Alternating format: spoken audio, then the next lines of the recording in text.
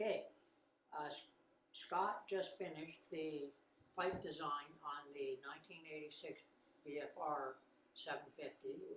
This is one of our first production pipes, and this particular bike is jetted, and we like the way it runs so much. I want Scott to tell you about it. So this bike has our newest pipe on it. It also has a Sigma 6 jet kit in it, which did a few modifications to the carburetors and a K&N air filter, and it works really, really well. We're super happy with it. It sounds amazing and made lots of good power.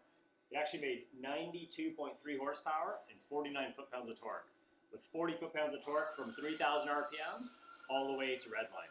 So it's quite impressive. Wow. We're gonna let you hear it now. Okay.